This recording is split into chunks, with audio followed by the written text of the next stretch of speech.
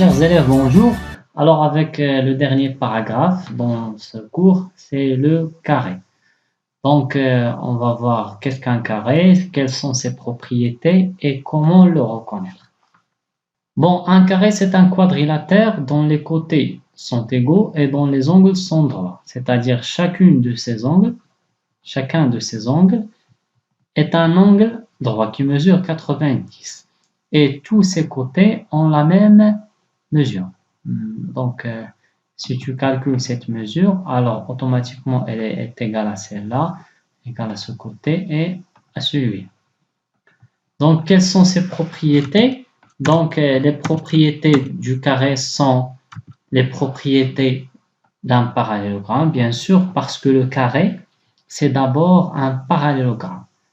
Pourquoi c'est un parallélogramme? Eh bien, parce que ces angles opposés ont la même mesure, ou bien parce que ces côtés opposés ont la même longueur, etc. Bien.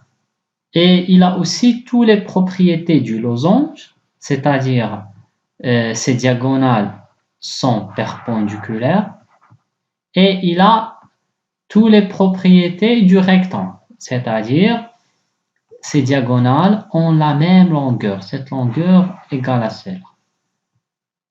Donc le carré, c'est un parallélogramme dont les diagonales sont perpendiculaires et dont les diagonales ont la même longueur. Ce qui est intéressant dans ce paragraphe, c'est comment reconnaître un parallélogramme, un carré. Alors je vais construire un parallélogramme. Donc si j'ai un parallélogramme, pour le rendre un rectangle, alors je modifie l'une de ces angles. Donc, parce que c'est quoi un rectangle? Un rectangle, c'est un parallélogramme qui a un angle droit. Donc, je bouge cet angle, je modifie jusqu'à ce qu'il soit égal à 90. Donc, c'est difficile d'obtenir cette mesure, mais supposons que c'est 90. Alors là, c'est un rectangle. Alors, pour rendre un rectangle un carré, alors on modifie les côtés ou bien ces côtés consécutifs. Quels sont ces côtés consécutifs? C'est ce côté et celui-là. Ils ne sont pas égaux. Mais si je bouge,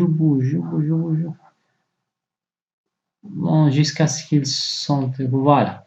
Alors j'ai devant moi un carré. Donc c'est quoi? Comment reconnaître un carré? Donc l'une des méthodes, c'est un rectangle qui a deux côtés consécutifs de même longueur. Ou bien, pour reconnaître un carré, on montre que c'est un rectangle, puis on démontre que ses diagonales sont perpendiculaires. D'accord? Donc, c'est quoi un carré? Allez, reprenons. C'est un rectangle plus deux côtés consécutifs de même longueur. Ou bien c'est un rectangle plus des diagonales perpendiculaires. Donc, c'est une propriété et c'est une autre propriété pour le reconnaître. Aussi, pour reconnaître un carré, on montre un quadrilatère, pour démontrer qu'un quadrilatère est un carré, on montre que c'est un losange plus des diagonales qui sont isométriques, ou bien qui ont la même longueur. Ou bien, on démontre que c'est un losange qui a un angle droit, ou bien dont deux côtés consécutifs forment un angle droit. Donc, on va voir tout ça dans le livre Panorama. Bien, alors voilà une propriété. Un losange dont deux côtés consécutifs forment un angle droit, c'est un carré. Donc, c'est quoi un carré? C'est un losange qui a deux côtés consécutifs qui forment un angle droit. Alors, voici une figure. La voilà. Donc, j'ai un losange. D'accord? Plus un angle droit. Donc, ça rend ce losange un carré. Donc, dans un losange ABCD, Si j'ai cette condition, AB et BC sont perpendiculaires, alors il s'agit d'un carré. Voilà. Une autre propriété, un losange dont les diagonales ont la même longueur, c'est un carré. Donc j'ai un losange, plus j'ai des diagonales qui ont la même longueur. Par exemple, cette longueur mesure 3 et cette longueur mesure 3, alors automatiquement, on peut dire que c'est un carré. Donc c'est une autre propriété pour reconnaître un carré.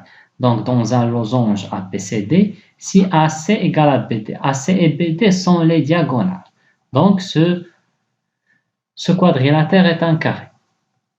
Autre propriété, on va reconnaître maintenant le losange à partir du rectangle.